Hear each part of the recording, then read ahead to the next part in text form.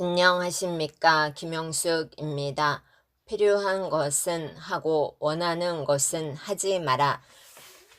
베스트셀러 누가 내 치즈를 옮겼을까로 유명한 미국 작가 스펜서 존슨의 책 행복에 보면 필요한 것은 하고 원하는 것은 하지 마라는 말이 나옵니다.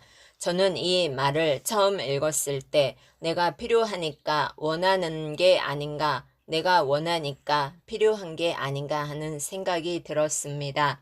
그러다가 어느 날 필요로 하는 것과 원하는 것이 분명 다르다는 사실을 알게 되었습니다. 내가 원한다고 해서 다 필요한 것이 아니었으며 필요하다고 해서 다 원할 수 있는 것은 아니었습니다. 저는 그동안 원하는 삶을 살지 못했다 싶어 후회되고 안타까웠던 적이 한두 번이 아닙니다. 원하는 것을 다 해야만 내 인생이 제대로 이루어진다고 여긴 탓입니다.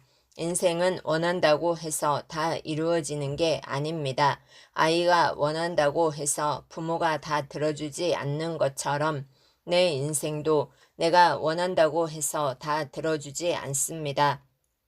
아이가 아무리 원한다 해도 분명 해줄 수 있는 것과 없는 것이 있다는 것을 가르치는 것이 부모의 중요한 역할이듯 인생도 마찬가지입니다.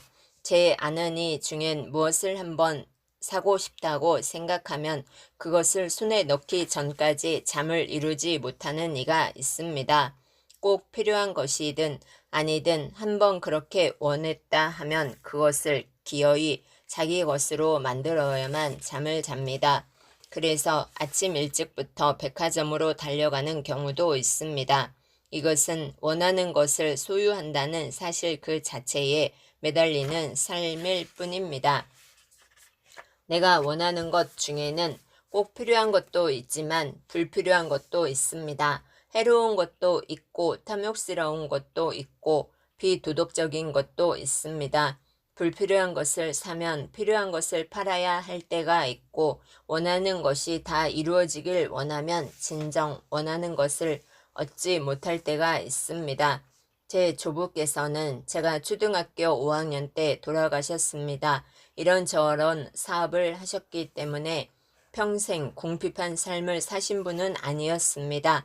그런데도 후손들에게 단 한 푼의 재산도 남기시지 않았습니다. 돌아가실 무렵 도움을 받았던 이웃들에게 남은 재산을 고루 나누어 주신 탓입니다. 저는 그런 할아버지가 자손의 미래를 조금도 고려하지 않으셨다는 생각이 들어 못내 섭섭했습니다. 그래서 내 할아버지 같은 선조가 되지 말자, 후손들의 미래를 미리 염려하고 준비하는 선조가 되자. 그러기 위해서는 가능한 한 많은 재산을 모아서 물려주자 하고 원하게 되었습니다. 그러나 지금 제겐 후손들에게 물려줄 재산이 없습니다. 그것은 제가 한때 원한 일이지만 꼭 필요한 일은 아니었습니다.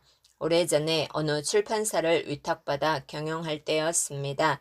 하루는 자본주인 회장께서 제게 골프를 배우라고 말했습니다. 회사 임원들이 주말이면 골프 모임을 갖는데 골프를 배워 그 모임에 참석하라는 것이었습니다. 저는 그 말을 한쪽 귀로 듣고 한쪽 귀로 흘려버렸습니다. 좋은 책을 만들기 위해 출판사를 맡은 것이지 골프를 배우기 위해 맡은 건 아니기 때문이었습니다. 한때 저는 월든을 쓴 소로처럼 산속에 작은 집을 짓고 살기를 원한 적이 있습니다. 수로와 같은 삶의 형식을 따를 수 없다 할지라도 그런 흉내라도 내보고 싶었습니다.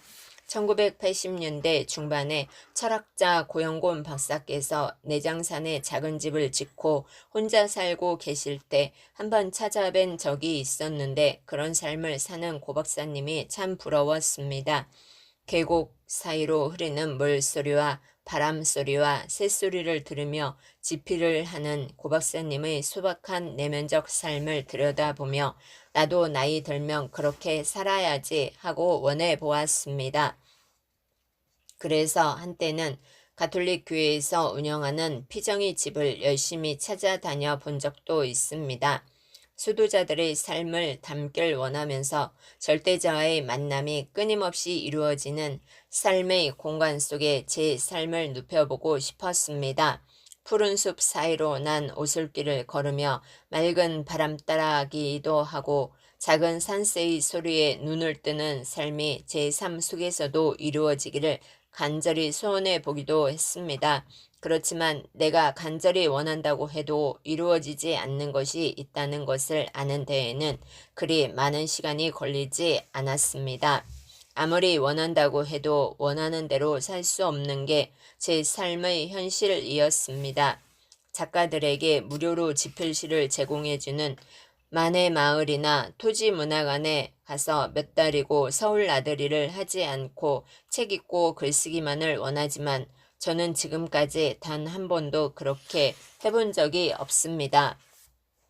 몇 년 전엔 섬 속의 섬인 제주도 우도가 너무 아름다워 우도 바닷가 민박집에서 몇 달이고 혼자 좀 살았으면 좋겠다고 원해보았으나 제가 사는 서울의 집, 그 좁은 아파트를 떠나본 적이 없습니다. 어떤 때는 감동적인 우리 삶의 이야기를 서정적 영상으로 표현해보고 싶어 내가 영화 감독이라면 참 좋을 텐데 하고 원하기도 하고 또 어떤 때는 노숙인을 위한 시설을 직접 만들거나 후원 사업을 할 생각도 해보았지만 이 또한 제가 원한다고 해서 할 수 있는 일은 아니었습니다. 삶에는 제 몫과 제 몫이 아닌 것이 있습니다. 제가 할 수 있는 일과 할 수 없는 일이 있습니다. 다른 사람이 하는 일이나 소유하고 있는 것이 아무리 제가 원하거나 가지고 싶은 것이라도 그것은 제 몫이 아닙니다. 지금 제가 하고 있는 일만이 제 일이며 지금 제가 지니고 있는 것만이 제 것일 뿐입니다. 제 몫이 아닌 것을 탐내지 않고 제 몫만을 있는 그대로 제 것으로 받아들일 때 비로소 제 삶은 아름답고 평화스러워집니다. 그렇지 않고 원하는 것을 계속 원하기만 한다면 제 삶은 분명 불행해지고 말 것입니다. 예수의 사제인 손후배 신부께서는 내 몫인 것을 그저 있는 그대로 내 것으로 받아들이면서 마음의 평화를 찾기 시작했다. 나 자신이 그리 특별한 존재가 아니라는 것을 아는 데에 수십 년이란 시간이 걸렸다고 하면서 다음과 같이 말합니다.